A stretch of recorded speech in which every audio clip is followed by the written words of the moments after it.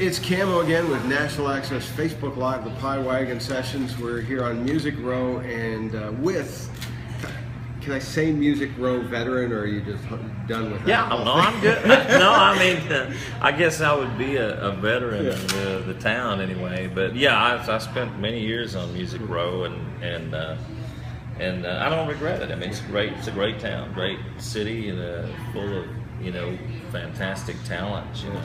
Tony Ramey. If you were one of the people that bought your music as a recording artist back in the day, congratulations. Well, every now and then a blind squirrel finds a nut. That's what I always say. Plenty of nuts here. Yeah, plenty of those. I was one of them. I was the head one for a while, I'm sure. But about 17 years. I was in town on Music Row, writing for publishers, and you've had some pretty solid hits as a writer. Yeah, I mean, I did okay. I mean, I was very blessed, in this industry. It's a tough business, and so any measure of success that you have, I guess success is relative, but any measure of success in terms of getting your songs recorded as a writer is good, because it's a tough job and it's a tough business. So I was pretty fortunate, had quite a few songs recorded by other artists. You got one with George Strait. George Strait, his Twang album. It was, I think that was my third or fourth gold record as a writer. Wow. And Trish Yearwood and Craig Morgan and John Michael Montgomery. And now you're getting a lot of cuts with some of these guys coming out of Texas. Aaron Watson, Jon Wolfe. Jon Wolfe, Aaron Watson, right. Yeah, I'd always, since about 08, 09, I had been getting little notices that there were Texas artists recording my songs, and drawn to the material. I guess because in a lot of ways it's very, some aspects of it's traditional, and I think it's a little more pure to the 70s, 80s, 90s sound than what it was becoming in about 2000 or so. It was far more, I guess sonically it was different, but it was a little more hip-hop driven, a little groove driven than story driven. And so I never did any of that. So I guess the Texas artists were drawn to those catalogs, So I have had quite a few regional hits in Texas on their radio. TR charts. So and that's always a nice thing. Aaron's a good guy. John is a friend of mine. We had John here a couple weeks ago. Oh, you did? Yeah. John's a great guy. Yeah. I mean, he's a hard worker, always upbeat. He's not a cynic like me. Yeah. I'm not really a cynic. I'm just pessimist, I guess. But anyway, he's a great advocate of country music. He really is, and so I respect him for that. And we wrote a couple of songs for his new album, which is a killer album. Yeah, great. Really he just did a fantastic job, and it's I think it's called Any Night in Texas. That's mine and his. Nice. Title track, and then we've got another one on there that's really good. Which I don't remember the name of it off the top of my head. I think it's called Country Boy's Life Well Lived. Yeah, that's pretty good. It's a good song. So there's not, sometimes you find albums that, especially when a lot of people are just doing EPs now. Traditionally, you've always found albums where there would be a filler track. Sure. But those guys aren't. I mean, using the cliche, it's all killer, no filler. Yeah. He's really got a great record together. I was in Austin about a month ago and stopped by his place, and we hung out for a couple days, and he played the record for me, and I'm real proud of him. He just did a great job, and when I talked to him last year, and we were at his place, and he had called me to come write some songs with him for this project, and he sat down and said that this is going to be the make or break album. So in other words, he really put a lot of weight on the artistic value of this record he's got coming out, which I really respected a whole lot. Yeah, and this is his third studio album, third album. Yeah, third album. Yeah, I'm not sure, man. So I know he's been doing put a records lot down of there. weight on that early in. Right. Yeah. He's very conscientious of what he does as an artist, so I respect that, and he's doing great. Now you made the move back to Texas. Mm-hmm. Well, I made the move down to Texas. I'm originally from Appalachia, area, right, West Virginia, Kentucky line, and where I grew up was Loretta Lynn country, Patty Loveless, Keith Whitley. We're all about 100 miles from each other in that area. Bill Withers. Yeah, there's something in the water down there, as I always say, or up there.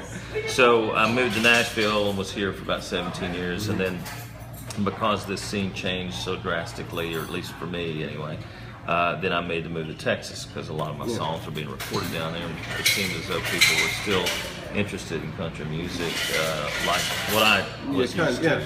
Yeah. And you're touring down there, which is right. Yeah, cool. I'm out 3-4 days a week, and mostly do the troubadour thing. I mean, a lot of solo acoustic stuff, but I do tour with trios and a band every now and then. You know, I'm not the big band fair and festival guy generally. I do play a lot of those, but my wheelhouse is the theater, you know, the solo acoustic, the duo and trio, and I do really well in that. And Texas is one of the few places that's still really popular. Oh yeah, it's a great music scene. It's very diverse. You know, there are all kinds of different popular music down there, and everything from jazz, bluegrass to country, traditional country to swing, and qualified as Texas music. And it's all kind of, you know, it's the most dehomogenized music region that I've ever known. You know, with the Appalachian region, I mean, there's a whole lot of, you know, there's a lot of bluegrass and country. There's some rock, you know, but not like in Texas. I mean, Austin. It's kind of a different planet, almost. You know, I mean, you go to Austin. The city's motto is keep Austin weird. It is. I mean, it's like a different, complete. It's not even. It's like it's not even in Texas. You know, to get down there and spend any time around the music, it's just very different. You know, which is good. I mean, I'm embrace, you know, different sometimes when it's good, but it's a very diverse music scene, and those are good influences on writers, I think. Wow. So, you're in Nashville to do some shows? Yeah, I got a couple shows. I'm playing with a buddy of mine, Jeff Philby, a longtime friend and co-writer at Joe's Place over in Green Hills. And tomorrow night I'm up at the Broken Spoke at Brick Church, and then I'm down at a regular stop of mine, Franklin at Puckett's. Nice. So I kind of come up 2 or 3 times a year and make a little run. And I still have business to take care of, kind of up here with, you know, catalog. I've got catalogs spread out all over town, you know, because of the buyouts and the corporate stuff, you know, that happens. So I try to keep tabs on songs and where they are, so I don't lose them. You know? So yeah, I kind of make it back up a few times. Still record some here. When you head back to Texas, is it always like a relief you're getting out of Nashville? Man, no. Sometimes, in some ways, it goes both ways. Sometimes it's a relief to get out of Texas for a while, but sometimes it's a relief to get out of Tennessee. But no, I mean, I never left Nashville, you know, embittered by it or anything. I mean, I had a really great run here. It was just the scene had changed, and then I had changed a little bit. You know, I was just caught up in sort of a daily song factory grind, and I wasn't really artistically being fulfilled, you know, by all that sort of the mundaneness of every day at the publishing house and all that was kind of wearing on my nerves. So I decided to, you know, make a move and see what else was going on, you know, musically. So it wasn't that I was sick of this town, you know, you can stick it up their craw. I mean, it wasn't anything like that. It was just like, I think it's time to make a move, you know. Ray Wiley Hubbard is famous for saying the difference between Nashville and Austin is in Nashville you get up in the morning, you write a song with somebody. Then you have lunch and you write a song with somebody. And then at night you're out playing a songwriter round or Yeah. trying to get your song cut. And in Austin, you wake up about 11 and you smoke a joint and maybe get together with a friend and maybe write a song and then maybe go out and play it or not. It's pretty loose, you know, down there, and you know, it's Willie country. You know, so. That says it all. Yeah, you know? that's right. So, Willie's rules. Willie's rules, you know, and it works. You know, it works great for him, and it's why it's so different. You know, it's such a different place. So, Willie's a fantastic example of how you can sort of build a whole brand and a new career out of relocation. Yeah. Well, talking to Pat Green a while ago, and seeing how Texas music has evolved from kind of Willie and Waylon and Ray Wiley Hubbard to then Jack Ingram, Pat Green. Trying to think of everybody. Well, Daryl Dodds down all there those now guys, playing, and then it's come into Aaron Watson, Dale Watson, Jon Wolfe, Kyle Park, Cody Johnson, and guys like. Well, that regime is sort of the commercial end of the Texas scene. Yeah. You know, there's still the commercial element of Texas music. Yeah. That holds truer to the music than, let's say, L.A. or Nashville. Yeah, that's the way I see it anyway. This is just opinion, so it's not really worth anything. But there's that commercial part of the Texas music scene, which is the sort of factory, the fairs and festival factory. These guys are making a really lot of money doing what they do, which is awesome. And then there's that undertow, the underground. You know, there's kind of like what I guess would be paramount to or tantamount to Jason Isbell of the Nashville. Yeah. You know, they're the guys like me who's sort of just touring underground and making a living and writing songs, and every now and then one will poke his head up on somebody else's record, and we'll do okay with that. Ray Price or Alabama, will pick up a song of mine, and then in the meanwhile, I'm not really pitching songs to people; they just hear them on my records. It's kind of how they your own music is your demo. Yeah, I mean, I put out records, and somehow they get in the hands. I mean, Miranda Lambert did a song of mine live at the winery, City Winery here in Nashville this past January, I guess, or maybe it was last January. But anyway, like the Hollywood Reporter picked it up and did a story on the song, and then I was like, and I got a text from a friend of mine in Canada, and I didn't know anything about it. And he's like, "Hey, congratulations, Miranda! You're all over the news. Your song's all over the news." I'm like, "What are you talking about?" And so it's always kind of nice, that people are recording my songs, and I do these little seminars for songwriters. And like, well, how do you get your songs cut? And I'm like, I don't know. I mean, I just do records and somebody picks them up. I really don't know the secret. I mean, I don't know if there's a secret behind it or not. I know it has a lot to do with relationships, but I was never sort of into that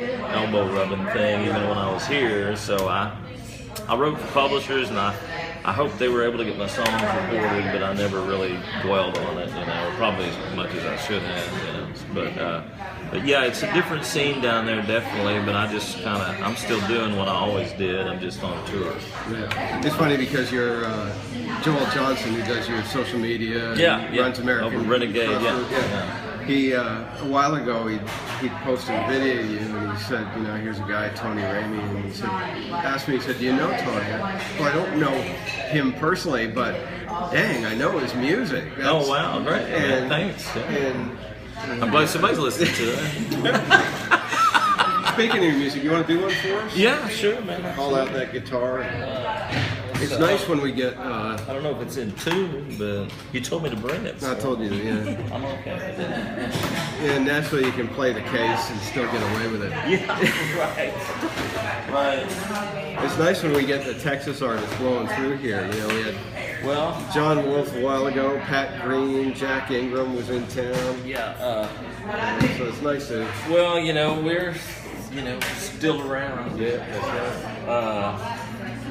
I'm a big fan, and that's why we started in the radio show. We started the Texas Turnaround because it's giving attention to artists in Texas. Right. We started doing a segment on the show called the Super Pick, which highlights indie artists. And we were using a lot of Texas artists because it tends to be a little bit more traditional. And that became so popular, we now have the Texas feature on the show. Oh, wow. Okay. Yeah, great. Well, I mean, I never thought of myself as a Texas artist, you know, but I'm often referred to as a Texas artist because I'm out of Texas now, you know. But it's sort of ironic because I was always kind of an Appalachian, you know, vibe kind of thing. And I always thought of myself as more traditional country toward sort of soul R&B. I was always a huge fan of Bill Withers and Otis Redding and all of that. I was a huge fan of that stuff, so it was a big influence on the way I wrote. It's just that country artists seem to record my material. So Country's white man's blues. White man's blues, that's that right. guitar's been around the block. It has, man. I just, I had a case. I started going down and doing. I put together little RV park tours, if you can imagine. And there's a place down in Woodville, Texas, where George Jones' old stomping grounds called the Triple Creek RV Music Park, man. And this little gal down there who runs the park with her husband saw me come in with my guitar case, which was so ratted and beat up. She felt sorry for me, and I was like, no. And she was like, you know, I've got a store over here. You know, she has a music store she sells Saga Blue Ridge guitars, you know. She has a store over there, and I was like, no. I mean, I could get a new case, but I don't really want to because this is sort of sentimental, you know.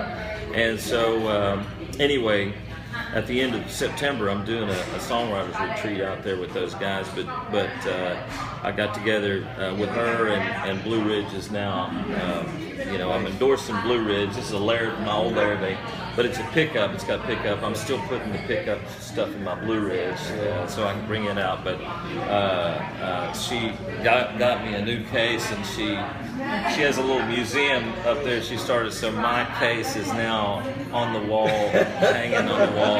It's so tattered and I mean, I love, you know, but I couldn't give this up. I mean, as far as, because this is I got this guitar at a little music store in Nolensville. I'm not Nolensville, but it's next to Hermitage, that little place, that little town up there, close to Gallatin.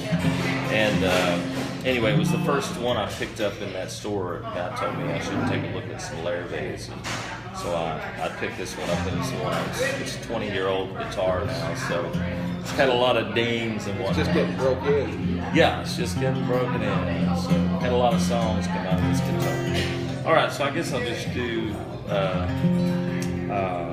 maybe Pocatalico, or is there anything in particular? You probably know my catalog. If you listen to my songs, you may know them better than I do. That's kind of your latest. Yeah, that's kind of the latest thing. Let's see.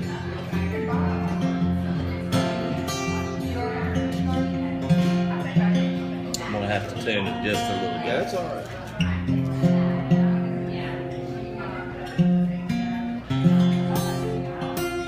There it is.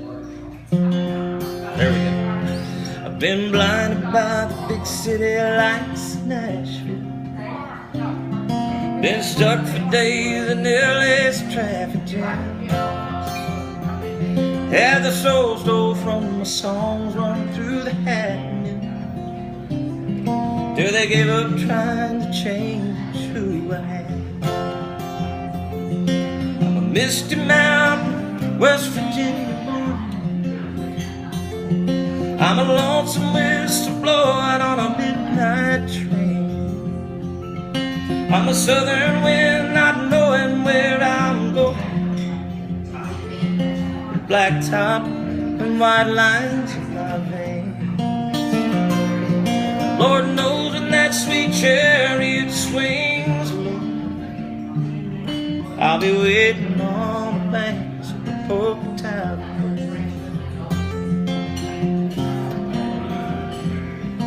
This crazy life takes me down that highway so far, sometimes I don't know why I live. Every now and then the devil gets me sideways. But through it all I ain't never lost myself. I'm a misty mountain West Virginia morning.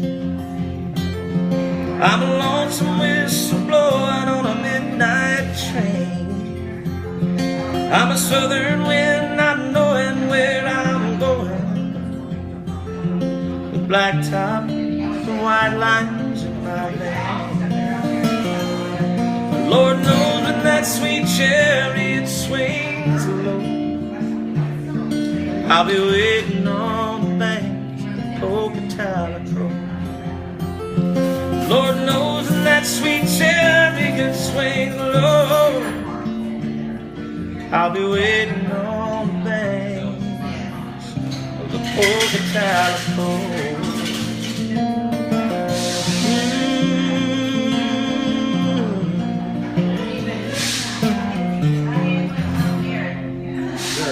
That's a great song. We had the Ice Machine rhythm section here. Yeah, it's interesting. The Ice Machine going too. I've never had an accompaniment for the Crick Ice Machine. It's like Florist Country Store, but no. Yeah, right. Yeah, Florida. That's a good analogy, man. That's great. Can't let you go without, because I always see you've got your Texas Rangers hat on. We're getting spanked. Yeah, I know. Well, I'm sorry. It's the way it is. But I love the baseball stadium down there. It's just a souvenir of the game. And I was always sort of a Rangers fan. You know, I was a Cincinnati Reds fan when I was living in Huntington area, Canova. And then I moved down here and I went to many Nashville Sounds games, you know. And then when I moved to Texas, I went to the Ranger Stadium for the first time. And it was just incredible. I mean, the stadium itself, it's just, like I said, it's kind of a hall of fame of baseball, you know, more than it is even a stadium. So I fell in love with that, go every chance I get. And it's still kind of an affordable pastime. It's, you know, it's America's game. So, yeah, absolutely. I'm a huge baseball fan, period. You know? So, yeah, it's one of those sports that you can, even if you're not a fan of the teams, you can still watch it. Oh, yeah, absolutely. And still enjoy it, you know. So, yeah, you ought to come down to Texas, man. Yeah, my wife's from Cuero, so. Oh, there you go. We've always got excuses. Makes sense, then. What are we doing up here? I know. We keep looking at it thinking, how can we get back there? Yeah, no kidding. But thank you very much for coming. Yeah, absolutely. Thank you for having me. Thanks for Nashville Access. Right. Thank y'all for having me. Tony Ramey, make sure you go and buy his music. Don't just stream it. You can go discover it on streaming. Thanks for saying so. But please go and buy music from these artists, because that's how they survive. Streaming doesn't do that. And when you see them playing their music live, you know it hasn't been written by a computer. True. Yeah. No computers here, man. No. Thanks a lot, Tony. Yeah, thank you for Good having luck me. with Appreciate everything. it. Absolutely. See you later. Bye, y'all.